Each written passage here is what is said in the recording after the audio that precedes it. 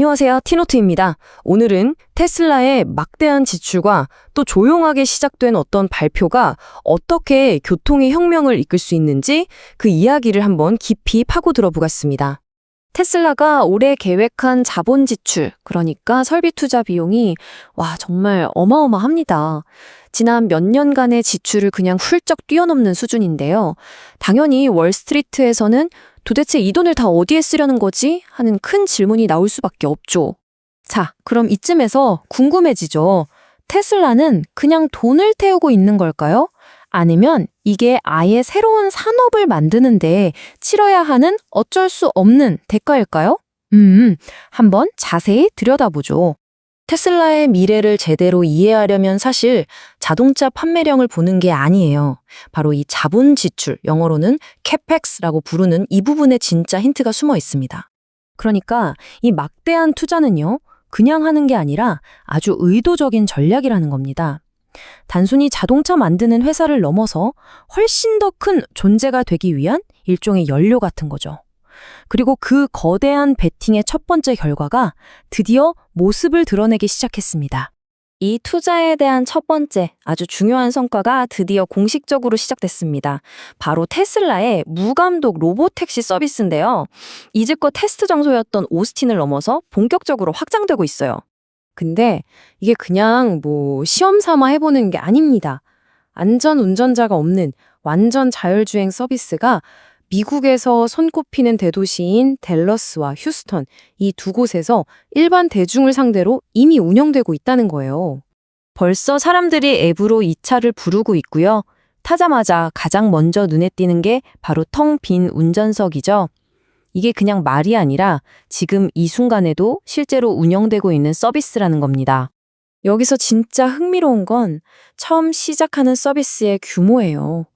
새로 추가된 댈러스랑 휴스턴 두 도시 모두 처음부터 약 25평방마일, 그러니까 결코 작지 않은 구역에서 서비스를 시작했거든요. 이건 시작부터 엄청난 자신감을 보여주는 거죠. 이렇게 빠르게 착착 진행되는 걸 보면 수년 동안 계속됐던 회의적인 시선들에 대한 정면 돌파라고 할 수 있죠. 사실 재밌는 게 테슬라가 중요한 단계를 하나씩 넘어설 때마다 비판하던 사람들은 그냥 말을 싹 바꾸더라고요. 그 논리가 어떻게 계속 변해왔는지 한번 볼까요? 처음엔 아주 간단했어요. 로보택시 서비스? 그런 거 있지도 않잖아. 이 주장은 이제 완전히 틀린 말이 됐죠. 그러자 다음 비판으로 넘어갑니다.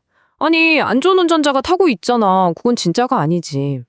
하지만 댈러스와 휴스턴에서 운전자 없이 완전 무감독으로 서비스를 시작하면서 이 주장도 설득력을 잃었고요. 마지막 주장은 규모 문제였어요. 에이, 그거 오스틴이라는 한 도시의 아주 작은 구역에서만 되는 거잖아. 근데 이제 그것도 사실이 아니게 됐습니다. 핵심은 이거예요. 비판가들이 안 될 이유를 열심히 찾는 동안에도 확장은 계속되고 있다는 거죠. 물론 지금 서비스 확장에는 기존 모델 Y를 개조해서 쓰고 있지만 진짜 본격적인 규모의 확장은 오직 이 로보택시만을 위해서 처음부터 완전히 새롭게 설계된 차량으로 시작될 겁니다. 이건 그냥 또 하나의 전기차가 아니에요. 바로 사이버캡. 이 차량은요, 차량 호출 서비스의 경제학 자체를 뿌리부터 뒤흔들기 위해 만들어진 말 그대로 게임 체인저입니다. 한번 생각해 보세요. 운전대나 페달이 아예 없어요. 그럼 당연히 승객을 위한 공간은 훨씬 넓어지겠죠? 심지어 생산 비용은 모델 3보다도 저렴하고 24시간 내내 쉬지 않고 운행하는데 최적화되어 있습니다. 이러면 마일당 비용이 정말 말도 안 되게 떨어져요. 기존 택시나 차량 공유 서비스는 도저히 따라올 수 없는 파괴적인 힘을 갖게 되는 거죠. 이게 무슨 먼 미래의 이야기가 아닙니다. 벌써 기가 텍사스에서 핸들이 없는 이 사이버캡이 14대나 목격됐어요. 이건 생산이 이미 시작되고 있다는 아주 강력한 신호죠. 자, 그럼 이 모든 게 대체 운전의 미래에 어떤 의미를 가질까요? 이 게임의 최종 단계를 이해하려면 우리는 한 가지 아주 중요한 개념에 집중해야 합니다. 진짜 중요한 건 오늘 당장 로보택시가 몇 대 있느냐가 아니에요. 그건 그냥 속도일 뿐이죠. 핵심은 바로 가속도입니다.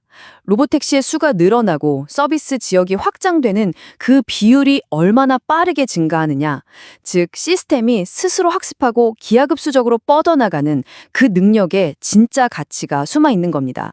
테슬라는 아주 명확한 단계별 계획을 따르고 있어요. 1단계, 텍사스처럼 규제가 우호적인 곳에서 기술을 증명한다. 2단계, 피닉스나 마이애미, 라스베거스 같은 다른 주요 도시로 확장한다. 3단계, 애리조나에 계획 중인 로보택시 전용 충전 허브처럼 인프라를 구축한다. 그리고 마지막 4단계, 사이버캡을 대량 생산해서 차량 수를 기하급수적으로 늘린다. 지금 우리가 텍사스에서 보는 건요, 전국 그리고 전 세계로 나아가기 위한 첫걸음에 불과한 거죠. 경제적인 측면을 보면 이 전략이 더 확실해집니다. 이 그래프를 보시면 이미 전기차는 5년간 운영 비용이 내연기관차보다 훨씬 저렴해요. 그런데 여기에 운전자라는 가장 큰 비용이 아예 사라진다고 생각해 보세요.